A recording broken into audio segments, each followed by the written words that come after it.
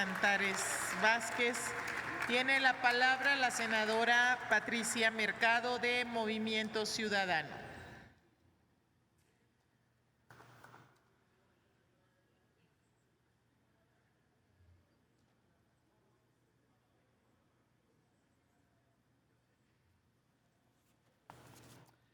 Muchas gracias, presidenta. Adelante. Y por cierto, quiero reconocerle su extraordinaria dirección de la pasada sesión, cuando decidimos que fuera una sesión para legislar sobre los derechos de las mujeres. De verdad, muchas gracias.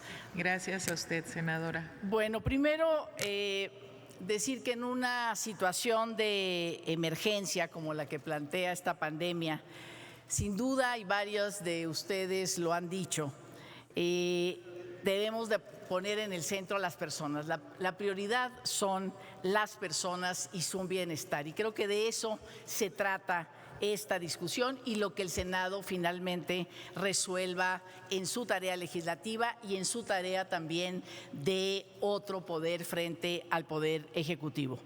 Poner en el centro a las personas en estas condiciones, en este contexto, es hacernos cargo de que las personas en este momento en México tienen nuevas condiciones de vulnerabilidad, sobre todo en la salud, pero también en la dimensión socioeconómica. Y el derecho a la salud, pues es una puerta de entrada a los demás derechos. Si tenemos salud, podemos acceder al derecho a la educación, al trabajo, a la participación política, a la seguridad. En este momento requerimos de políticas integrales y políticas articulares, no puede por un lado efectivamente una política fiscal, una política económica, una política laboral, una política de salud, sino que tenemos que tener una visión integral y por eso me parece importante que se ha dicho varias veces y se ha propuesto, Movimiento Ciudadano lo ha propuesto, la instrumentación del Consejo de Salud o de Salubridad, que nos puede dar esa visión integral.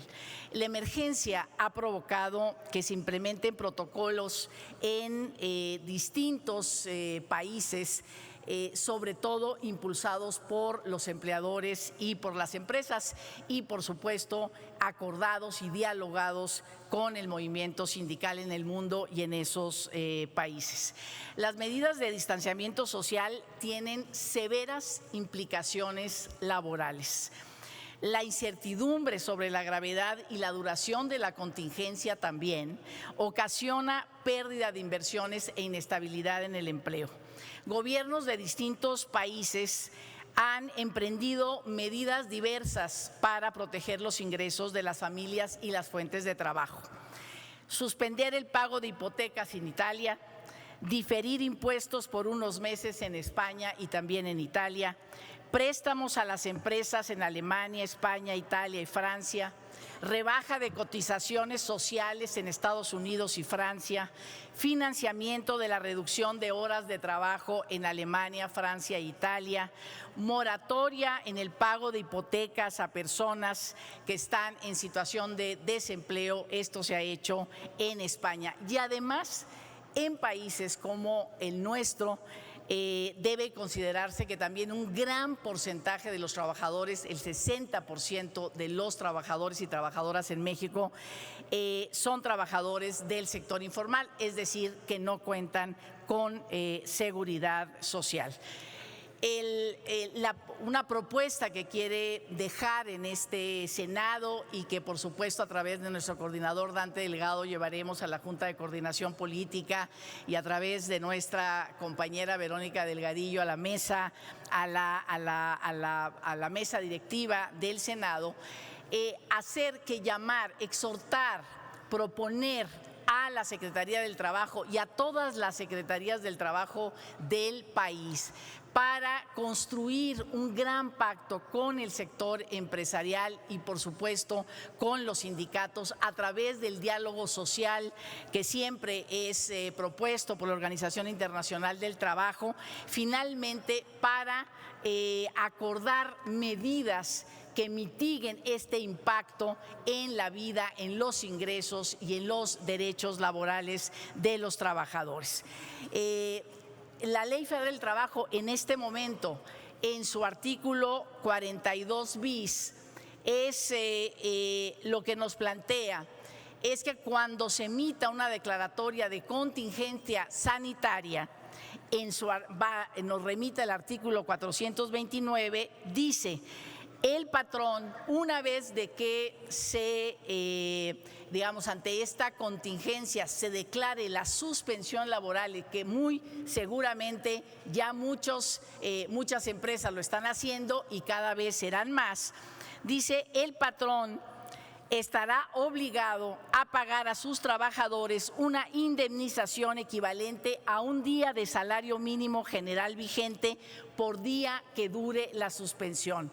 Este artículo, más la propuesta que ya hizo el senador Samuel García de poder hacer un fondo que financie un seguro de desempleo, seguramente podremos hacer que las consecuencias del paro laboral y económico que podremos vivir en el país en las próximas semanas no recaiga solamente en los hombros de los trabajadores y las trabajadoras, sino que eso pueda de alguna manera ser amortiguado por la intervención de las empresas, de los gobiernos y de los sindicatos y los propios trabajadores, que seguramente verán mermados sus derechos. Y termino también diciendo que tenemos que hacer algún tipo de acuerdo también desde la perspectiva laboral para todo este tiempo. No lo sabemos, hoy es un mes, pero puede ser más tiempo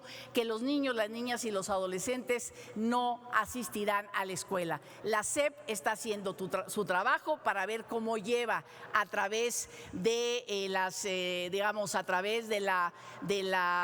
televisión o a través de otro tipo de mecanismos con las nuevas tecnologías, la enseñanza a las familias. Pero ¿quién van a cuidar a esos niños y niñas? Hoy nos enfrentamos a un mes, pero puede ser más tiempo, 2 o 3 meses. Tenemos que también que este pacto de las secretarías del trabajo con los empresarios y con los sindicatos también tome en cuenta qué se puede hacer. Ya el gobierno de Jalisco ha planteado varias medidas muy importantes para conciliar la vida laboral y la vida familiar, para que no sean las familias y mucho menos las mujeres las que solamente pongan el tiempo una vez que se cierran las escuelas, y que por supuesto es absolutamente adecuado que se cierren. Muchísimas gracias.